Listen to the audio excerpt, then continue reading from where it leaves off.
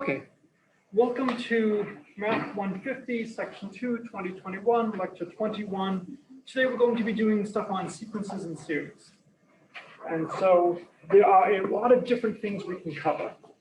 I'm going to try to do a few things that are not in the video and the notes to just give you other ways of looking at the problems, as well as to make you truly appreciate the power of some of the theorems. So the quadratic formula, you should have a wonderful, wonderful sense of its worth. Whatever quadratic I give you, it will work. We're going to start off by doing the comparison test in a little bit, which is extremely powerful, but it's more like being an artist at times. You have to know what to compare things to. The more familiarity, the more experience you have, the easier it is to know how to use it. My daughter was born in my first year at Williams in the spring when I was teaching differential equations, and I likened solving differential equations to having a newborn. You have a baby crying. Why is the baby crying? Does the baby want to be held? Does the baby want to eat? Does the baby want to watch the Red Sox? Does the baby need to be changed? You have a bunch of different things that you can try. And you start going down the list and you just keep trying them. Eventually you start to realize, this is the I want to be held cry. This is the I want to eat cry. This is, oh God, don't make me watch the Sox again this year. You start to recognize that you can go through it faster. But if you don't recognize that, you can still just go through methodically down the list. The same applies to what we're doing here, is all the different tests on convergence and divergence. We can keep trying one after the other after the other. If you try a test and it's inconclusive, what do? Try a different test. And after a while, you start to get a sense of which one should you try first. So the first is just an observation. Assume the limit as n goes to infinity of an exists. So what does that mean? So that means there's some number a, and no matter what tolerance you give me, maybe 1/10, 100th, 1,000th, 1 millionth, eventually I am arbitrarily close to a. Could it converge to something else, say a star? Could there be two limits for the same sequence? No, because if it's going to get arbitrarily close to a and arbitrarily close to a star, just choose your tolerance less than 1/10 the distance between. And so if your tolerance is less than 1/10 the distance between, you can't be within 1/10 of that distance of a and 1/10 of that distance of a star. So if the limit exists, it is unique. Okay? So the first thing we have is limits are unique if they exist. You can't have multiple limits. It is the limit of a sequence. So I have to wear this shirt today because this is what I wore in 2014. But what was I wearing a moment ago? The Ohio State University. The limit. We don't talk about a limit of the sequence. The limit. Now you can have subsequences of the C that could have different limits, but if the limit exists, there is one and only one limit. Okay, so now we're going to go to the comparison test. And so the comparison test is extremely powerful, and the more you know, the more sequences and series you know, the more powerful it is. Yes? So I thought like A of n, I thought that referred to like, like A of n is the nth term of some sequence. Yeah, so we often use Sn to be the sum of the ans. And so that's talking about a very specific series coming from a sequence. So if I give you a sequence, I can form a new sequence of partial sums, S1, S2, S3, S4. And I can ask, do those partial sums converge? But I can also ask, do the individual terms an converge? Okay. If the sequence converges, what must be true about the ans? If the partial sums converge, what must the ans go to? 0. So now we have the comparison test.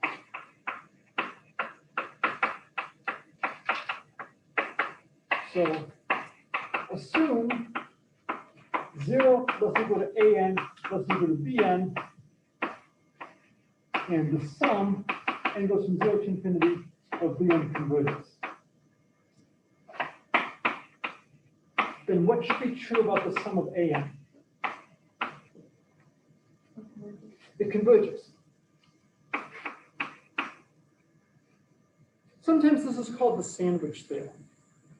Where have we seen a limit sandwiched early in this class, early in the semester? We had two things that we knew converged to common value, so something that was sandwiched in between them had to converge to that as well. Yeah, fundamental thing with calculus. We had the upper sums un, the lower sums ln, and then we had this stuff in between. And we knew these both converged to the area, so that had to converge to the area as well. It's basically trapped, it's sandwiched in. If these converge, and this is always at least ln and at most un, it has to converge to that as well. It's always a question of how much detail do we want to get into in a class like this. This is not an analysis class. We could easily go into incredible rigor about proving why something like this is true. I'll just say a few words, and then if this is not enough, happy to do more. You know, as a pure mathematician, I have to resist the temptation at times to go into incredible rigor for this, and just hope that pictures like that are sufficient. One of my professors at Yale, Peter Jones, used to remark, if you have a theorem, if you remove a condition, it's usually either much, much harder to prove or false. So a big condition here is that the ANs have to be greater than or equal to 0.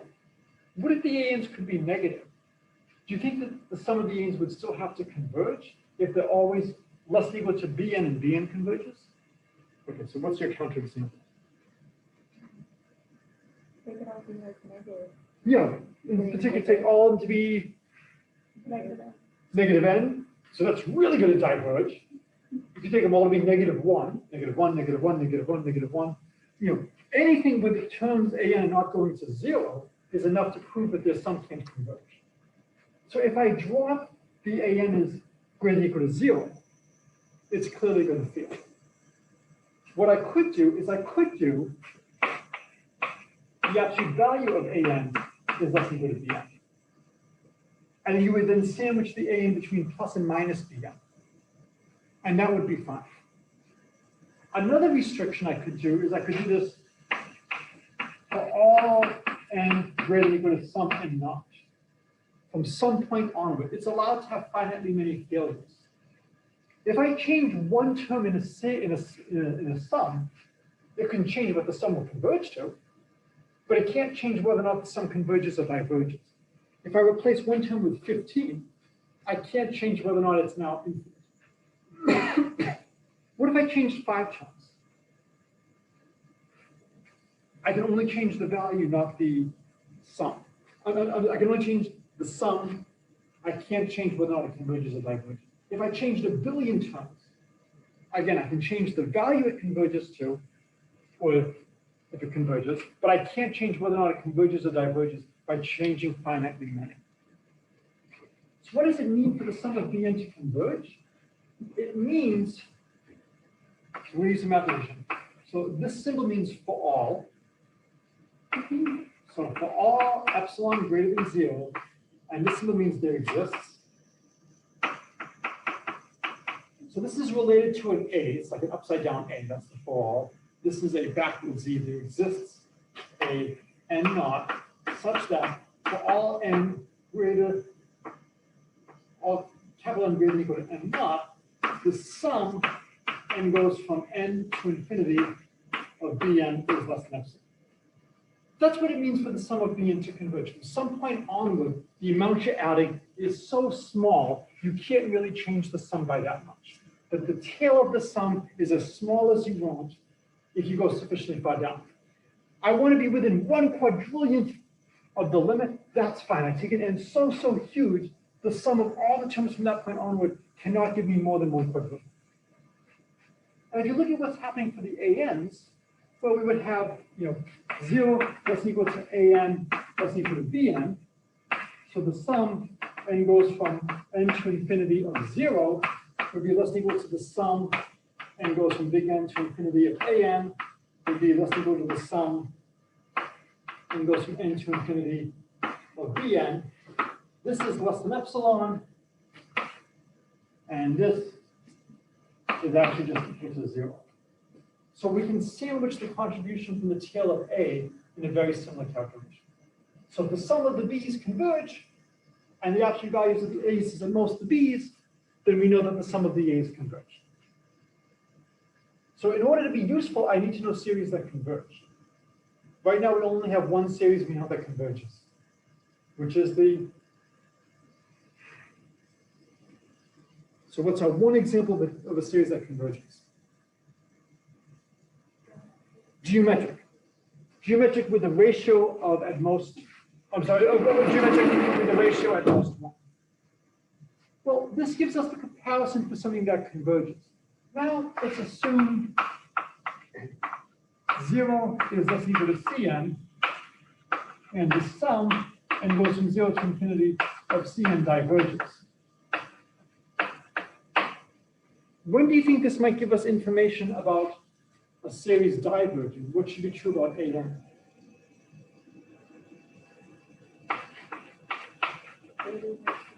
Yeah, if An is greater than or equal to Cn, then the sum of An diverges. And so the comparisons go in the way you would expect. If you're larger term by term than something that diverges, you diverge. If you're smaller term by term than something that converges, you converge. Okay, reasonable? Okay. So now, let's do some examples. Let's look at An equals 1 over the square root of n. Do you think this converges or diverges? Diverges. What would you compare this to? 1. So this is greater than or equal to 1 over n, which is, in fact, you can still vaguely see over here. So it diverges. What if I give you now An equals 1,000 over square root of n? It still diverges. What do you compare it to? 1,000. I have two answers. I have 1 over n, and I have 1,000 over n. Who's right? I think it's opposite. Does it happen? You're both right. Well, it'd be 1,000 times 1 over n. But I'm saying you can compare it to 1,000 over n. If a sum diverges, so does any non-zero multiple of it. So 1,000 times 1 over n diverges. But this is also just directly greater than 1 over n. Right? Yes, it's greater than or equal to 1,000 over n, but it's also greater than or equal to 1 over n. For the comparison test, it's not I have to compare it to this and only this. So for the comparison test, if there was only one sequence that worked for the comparison, this would not be a fun test to use. You would have to find that lucky sequence. Would it be better to write it as 1,000 though, so you don't have like the lower values that? No, it's actually even better because 1,000 beats 1, square root of n. Oh, but it's greater than. It's greater than, yeah. So you're absolutely fine either way. What if I give you An equals 1 over 2 to the n plus 3n?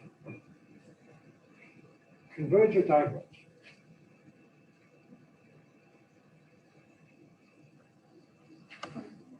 So what does this look like? When n is really, really large, it's approximately, it's 1 over 2 to the n. And in fact, if I have the 3n over here, I make the denominator a little bit larger. If the denominator is a little bit larger, well, if I just drop it, it's 1 over 2 to the n. Not surprisingly, continuing the theme of this semester, most of the work is going to be algebra. And one of the reasons I'm going to choose some of the examples that we'll do today is because I want to practice our algebra. Okay? What if instead I gave you An is 1 over 2 to the n minus 3n? I can't compare it directly now to 1 over 2 to the n. But when n is really, really large, what is 1 over 2 to the n minus 3 to the n? It's approximately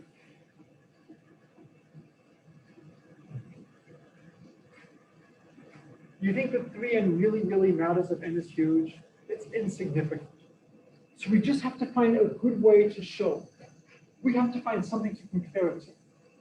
So one thing to notice is, 3 to the n is going to be less equal to 1/2 2 to the n if n is big. Right? If n equals 1, it doesn't work. If n equals 2, it doesn't work. By the time n is 10, it's clearly true. So you can figure out what's the smallest value of n that works. I don't care. I just need to know from some point onward, 1/2 2 to the n is going to be greater than or equal to 3. So that means 2 to the n minus 3n is going to be greater than or equal to 2 to the n minus 1/2 2 to the n. And the reason I'm doing this is when I subtract, this is just going to be 2 to the n minus 3n is greater than or equal to 1/2 2 to the n. And so now if I take the reciprocals, I would get 1/2 times 1/2 to the n is greater than or equal to 1/2 to the n minus 3n. Oh, sorry. When I'm taking the reciprocals, this becomes, the 1/2 becomes the 2 upstairs. Oh, now I know what to compare it to. This is equal to 2 times 2 to the n, or 2 times 1/2 to the n, so it converges. I don't care about a constant multiple of 2 there. It's not going to really affect things one way or the other. The hardest part of these problems is doing the algebra.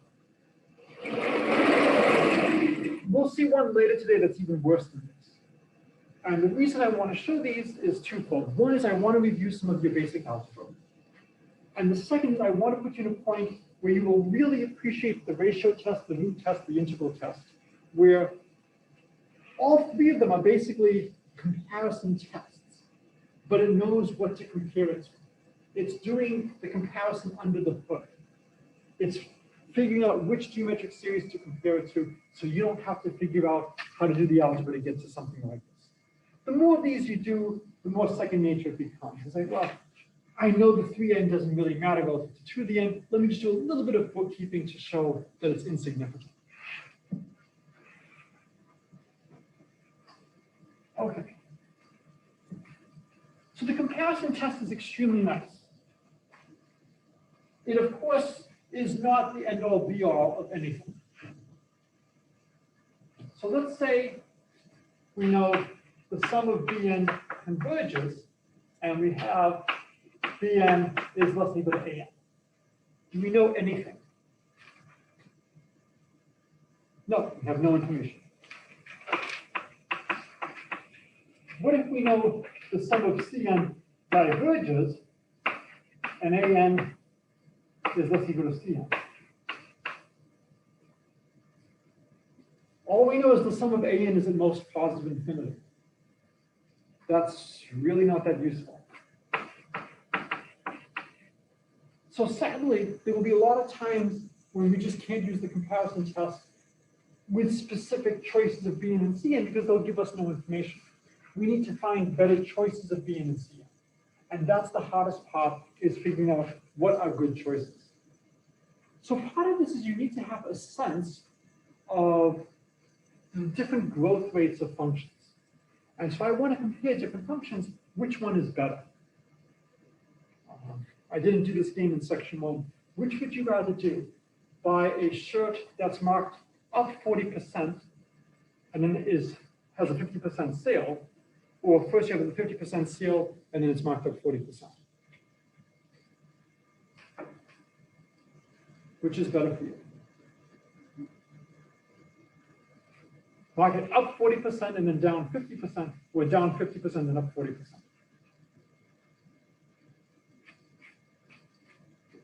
If you mark it up by 40%, you go to 1.4x, right? And then 50% off brings you to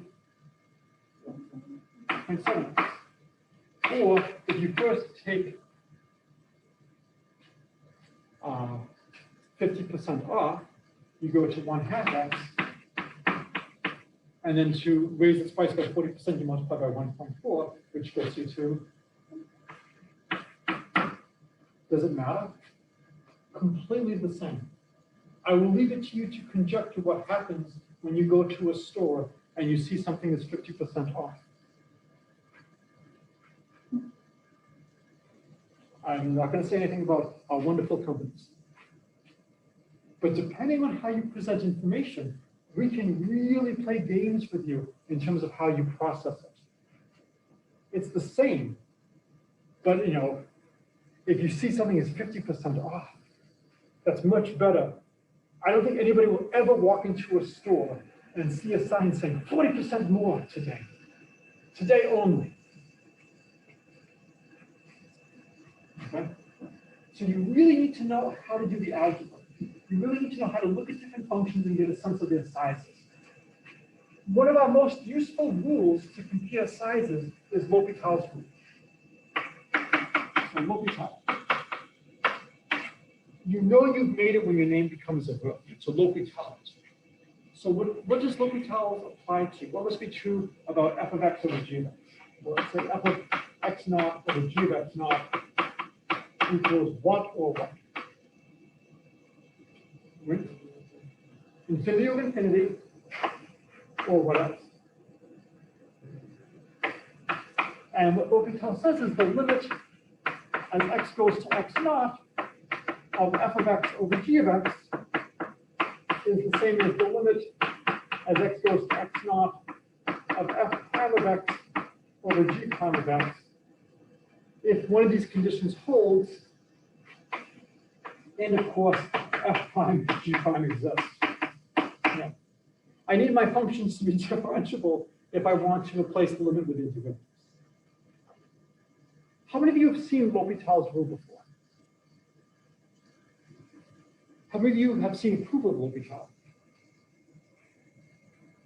Amazingly, they don't prove it that often, which is a shame because the proof isn't too bad. I'm going to give you a proof sketch. And the proof involves doing two of my favorite things in mathematics. Nothing. How can I do nothing? Multiply by 1. I can multiply by 1. And how else can I do nothing? Add 0. What could be better than a proof that does both? So the limit of x goes to x naught of f of x over g of x is the same as the limit as x goes to x naught f of x minus f of x naught over g of x minus g of x naught. And I'll do the sketch. In this case, I have 0 over 0. I've just subtracted 0 from the numerator and 0 from the denominator. I can do that. Now I need to multiply by 1. So I want to divide the numerator and denominator by the same quantity. What would be a good quantity to divide the numerator and the denominator by?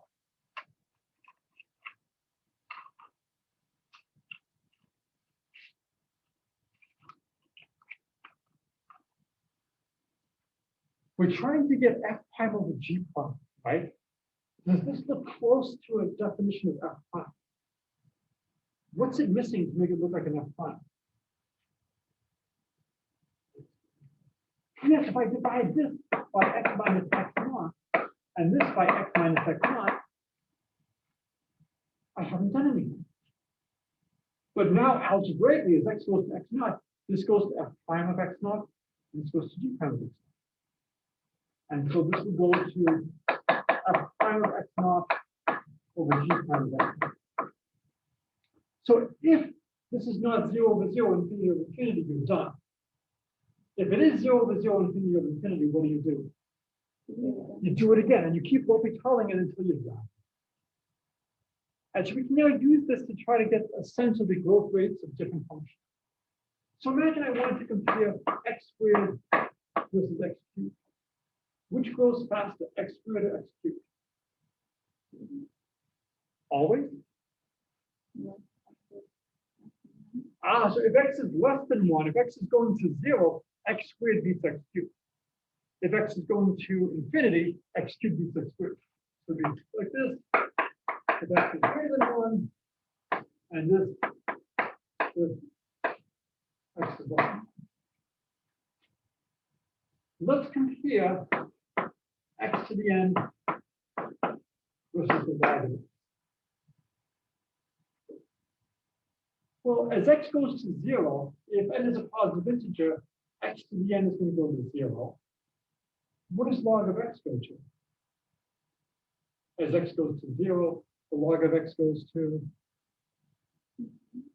not infinity, but you're close to infinity. Think of x as 1 over e squared, 1 over e cubed, 1 over e to the 4th. So 1 over e to the 4th is e to the negative 4th, it becomes negative. 1 over e to the 10th will give you negative 10. As x goes to 0, this would actually go to negative 10. So as x is going to 0, this goes to negative infinity. And so the magnitude of this would be larger than the magnitude of that. Let's look at as x goes to infinity and see what happens. And rather than doing x to the n, let's do x to the r plus some r greater than 0. For example, let's look at x to the 1 over 2021. This is the log of x.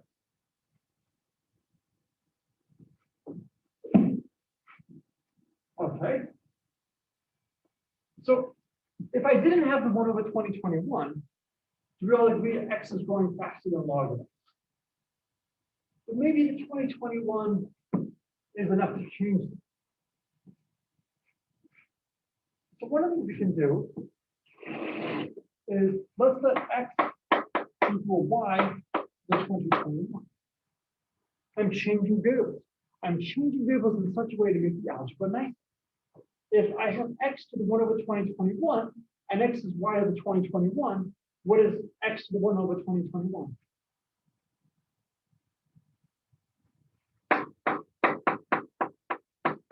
It just becomes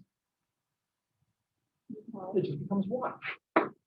And then the log of x becomes the log of y to the 2021, which is just.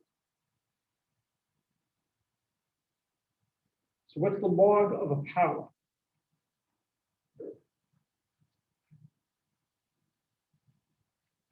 This is just the log of y to the 2021.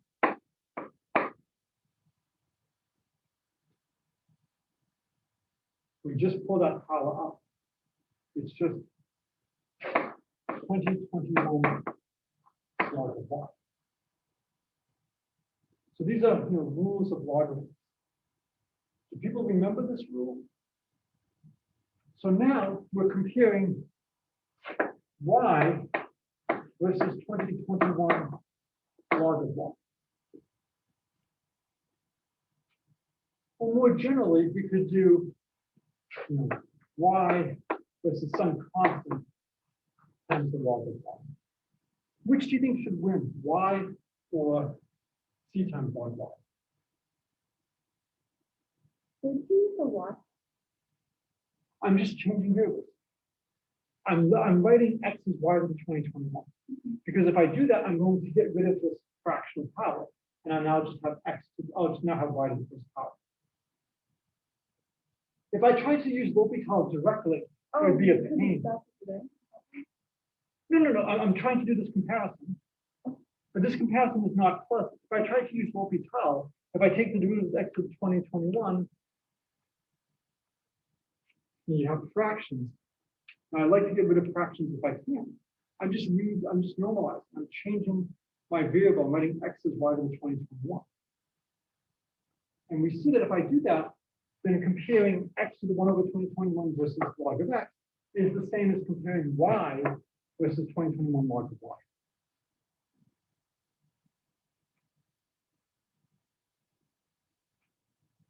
I'm just saying that this problem is equivalent to this problem. And so more generally, if I want to do y versus c log y, I could look at the limit as y goes to infinity of y divided by c log y. What should I use to evaluate that limit?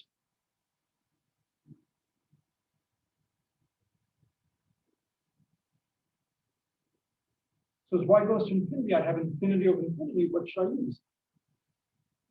L'Hopital. As I just take the limit as y goes to infinity of 1 over c times 1 over y. Because the derivative of natural log of y is just 1 over y. Okay, so this is just 1 over c limit as y goes to infinity of y, which is just infinity. So we know that y is going to go much, much faster than c log y for any part of c.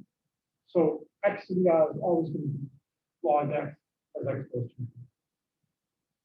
And this is just a nice way of seeing which function is going fast. You could, if you want, do the L'Hopital directly with this.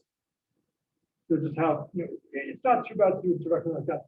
I'm just trying to show you as many different ways of doing algebra as possible. As a nice exercise, do L'Hopital directly with it. But this also gives me an opportunity to review some of the logarithms. And so if I ever have a chance to review algebra or logarithms, I will always take that opportunity. The more review we have, the better.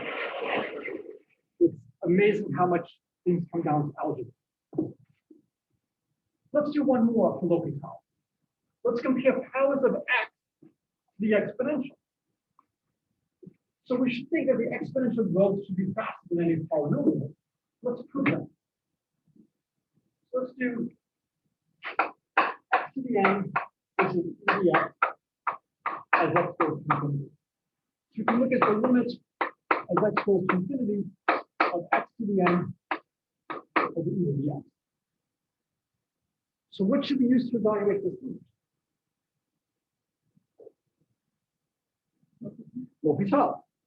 If we take the numerator, we'll get n x to the n minus 1. And what do we get for the denominator?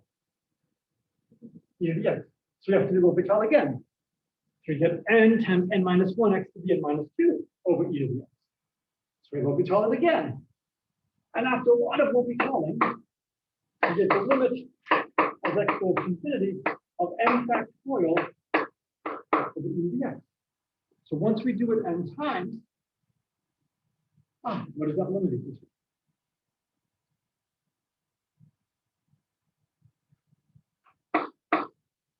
That limit is just 0. And so we know that x to the n is going to grow slower than the exponential.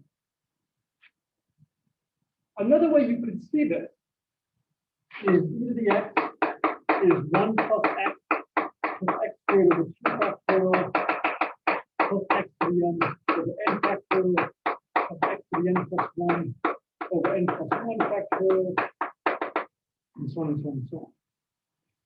If I focus just on this term and I throw everything else away, I have e to the x is greater than x over n plus 1 factorial x to the n. And once x is larger than n plus 1 factorial, it's going to be greater than x to the n. So if you're more comfortable, if you understand this infinite sum definition for e to the x, yes. I just did L'Hopital n times. Oh. Right? So this was just n L'Hopital. Oh. So yes. Like, how do you compare the value of n to like I don't know, like is n going to infinity too? Like, No, n is fixed. okay. I'm comparing x to the n versus e to the x. X goes to infinity.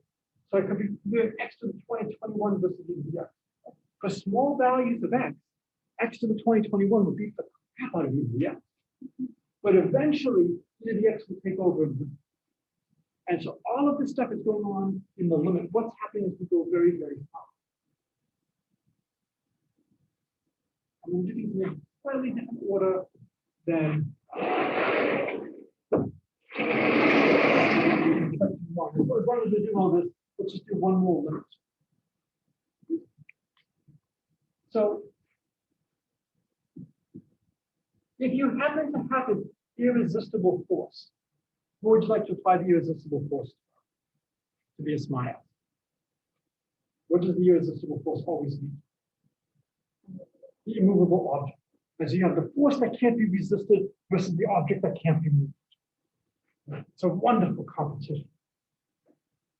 So one of the things that we often care about is when you have two competing influences, which wins? Let's look at the limit as n goes to infinity of n to the 1 over n, or more generally limit as x goes to infinity of x to the 1 over x. And I want to evaluate what this limit is. Well, as I take a higher and higher root of a number, it makes the number smaller and smaller. You have the square root. Then if I take the fourth root that's even smaller, and the eighth root that's even smaller. And so if you take a huge number, and you take a very high root, you're going to crash it down. But x is growing. So this x is making my thing get large and large and large. The 1 over x is making it get small, small, small. Does this have a limit? And if so, what? So how would we analyze this limit? This is hard. But we do have a technique, something we should do when we have something of this form, but you may not recognize it.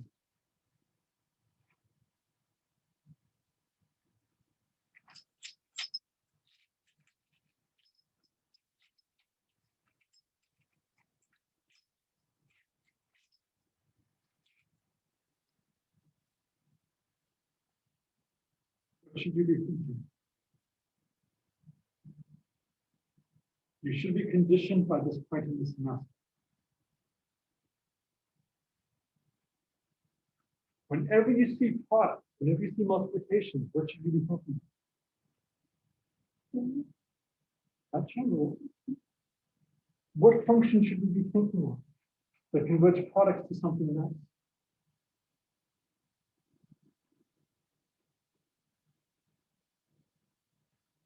We don't really know how to deal with products. We want to convert the product to something nice.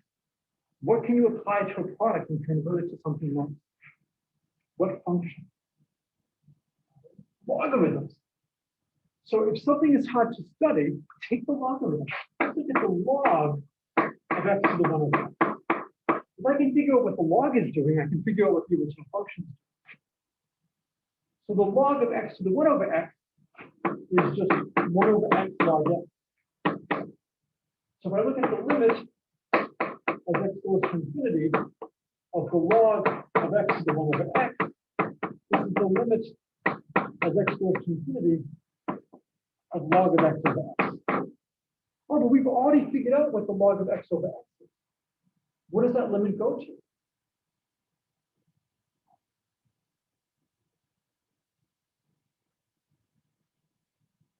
So what would the log of x over x go to? As x gets very, very large, which grows faster, the log of x or x? X. So what should that limit equal? It should just be 0. And if you forget this, you can apply L'Hopital, and that would give you the limit as x goes to infinity, 1 over x divided by 1, which is also 0. So if you forget that the log of x is growing a lot slower than x, just L'Hopital it, and you'll see that it's going to be a 0 limit. So that's telling us that this limit is 0. What number has a logarithm of 0? 1. Thus, x to the 1 over x converges to 1, or n to the 1 over n converges to 1. Now that's a nice limit to know. Yes. So whenever I do n, I'm always talking about integer. Oh, And you could do this more generally for real numbers. Sometimes you have to be a little bit careful about, does the real behavior hold for integers? Later in the semester, I might talk about how your calculus teacher almost surely misled you in some proofs, that they gave you proofs that work only if the exponent is an integer, not if the exponent is real. The result is still true, so you haven't learned any false results in calculus. But almost surely your calculus teacher slipped something past you. And we might talk about that sometime later in the semester. In practice, we often see n to the 1 over n. And that's an extremely useful limit to know that n to the 1 over n converges to 1. So what I want to do is I want to end with the sum of 1 over n squared. Converge or diverge. Do we know anything that looks like 1 over n squared? Have we seen any sequence of terms that look like 1 over n squared? What have we seen that looks like 1 over n squared?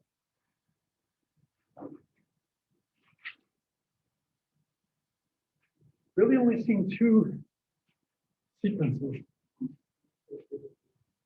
So does 1 over n squared, so we could compare to 1 over 2 to the n. So which is larger when it gets large? 1 over n squared or 1 over 2 to the n?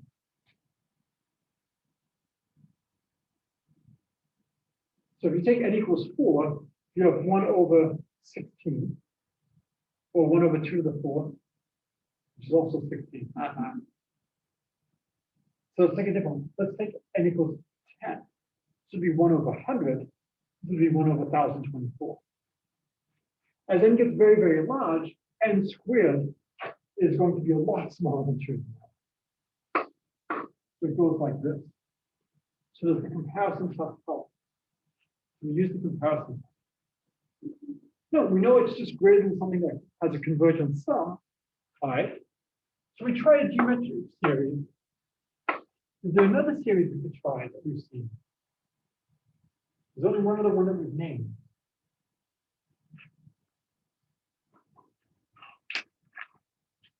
What's the other one that we've named? Harmonic. So which is larger? 1 over n squared or 1 over n? 1 over n. So sadly, these examples we know are completely useless. We know it's smaller term by term is something that diverges, and we know it's larger term by term is something that converges from some point onward. So no useful information. We will see later a very nice proof using the integral test. The integral test is the one test that really uses calculus. If the name gives it away. The other tests are really all just about algebra. I want to show this proof that I'm about to. It's a harder proof because I hope it will give you an appreciation of these tests that we're going to learn later. When you just see how painful it is to try to figure out how to do a comparison. We can do it, but it's a bit of work. And this will hopefully give you an appreciation for the other stuff. Okay. Here we go. I'm going to break things up into intervals. And what I'm going to do is it's called a dyadic composition. 2 to the k, 2 to the k plus 1. And so every integer lands in one and only one of these intervals. Then let's look and see what's going on. Let's say we have 2 to the k less equal to n, strictly less than 2 to the k plus 1. The number of n in this interval is how many? So how many n are there from 2 to the k to 2 to the k plus 1? So we went from 2 to 4. The bracket means we include 2, but we don't include 4. How many terms are here? 2, 3 is 2 terms. Whenever you're not sure, just try some cases and count. 4, 5, 6, 7, you don't have 8. There's 4. 8, 9, 10, 11, 12, 13, 14, 15, 16. There's 8. How many terms are there from 2 to the k to 2 to the k plus 1? 2 to the k. Well, if we look at it, if we double this, we get to 2 to the k plus 1. So this is half the number of total terms. So the number of terms in this interval is of size 2 to the k. So n squared is going to be less equal to 2 to the 2k plus 2. It's going to be greater than equal to 2 to the 2k. So we see that the difference is really only a factor of 4. That all of the n in this interval have roughly the same size. what if we wanted to look at 1 over n squared? If I tell you 2 is less equal to x is less equal to 3, what is 1 over x greater than or equal to?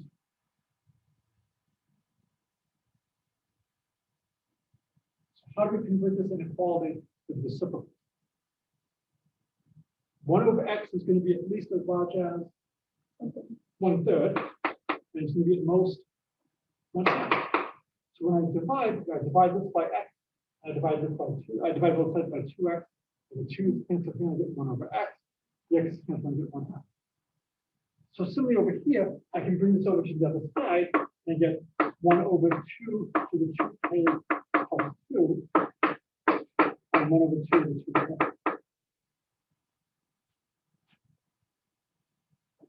But this is the same as 1/4, 1 over 2 to the 2k.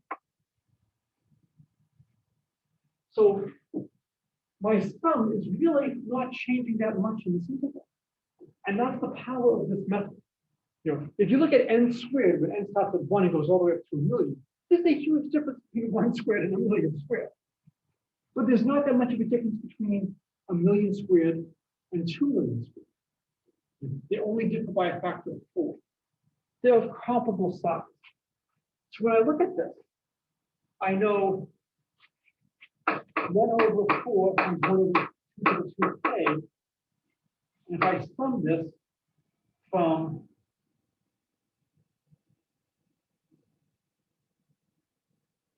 this is going to be less equal to 1 over n squared, less equal to 1 over 2 to the 2k,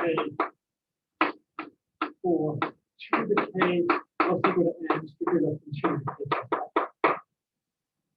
So if I wanted to look at the sum over such n,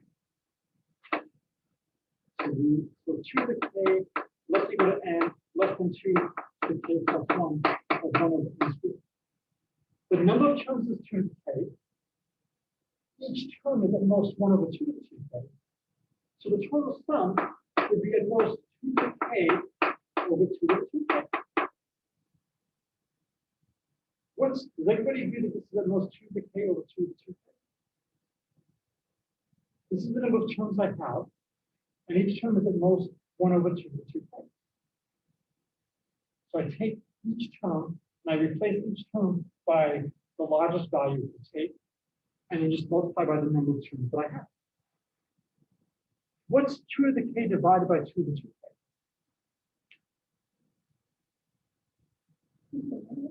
2 to the negative k, or 1/2 to the k.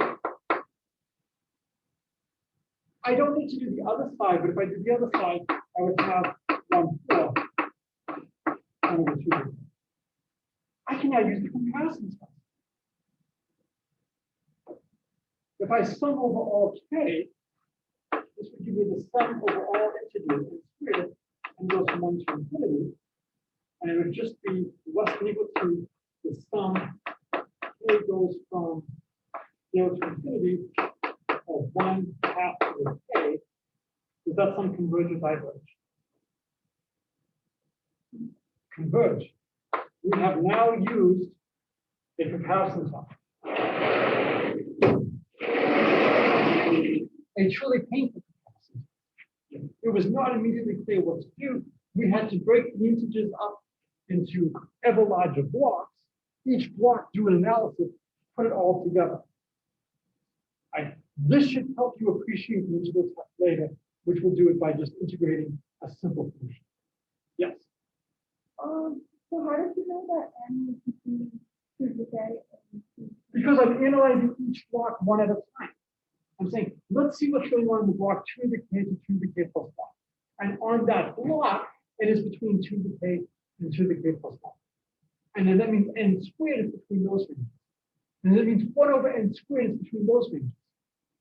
And if I sum over all the integers in that block, if I just use the largest up or down every single time, then the contribution of that sum is going to be most the number of terms times the maximum value. And so the contribution from the integers between 2 to the k and 2 to the k plus 1 is at most 1/2 to the k. So the first block contributes 1/2 to the 0, The second block contributes 1/2 to the 1, and 1/2 to the 2, 1/2 to the 3, 1/2 to the 4. So I'm doing it block by block by block.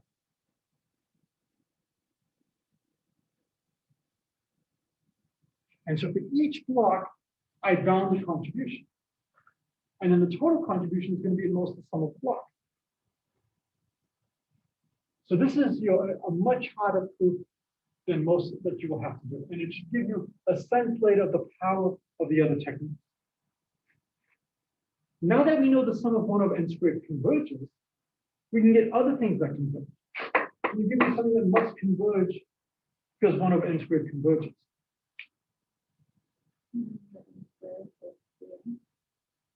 Sorry? Well, I want something that looks like a 1/n². Instead of 1/n², I could look at 1/n³. And now we know that that converges. In fact, if you go through this argument, I really don't need to use the fact that I'm squaring. A more careful analysis would show that the sum of 1/n to the 1 plus delta converges if delta is greater than 0. And so here I'm using a 2. If I replace the 2 with the 1 plus delta, it's a nice exercise to show that it will still converge. And so the final thing for today to do is the p series. The sum of 1/n to the p diverges if p is less than 1, it converges if p is greater than 1. We show that the harmonic series diverges, that's the p equals 1. So any smaller value of p has to diverge. And what we just showed here is we showed that the sum of 1/n² converges. So we've shown it's going to converge for p equals 2 and higher. But I think if we had just done a little bit more work, we could have had it converge for any exponent greater than 1. I wanted to keep it simple because there was enough algebra as is.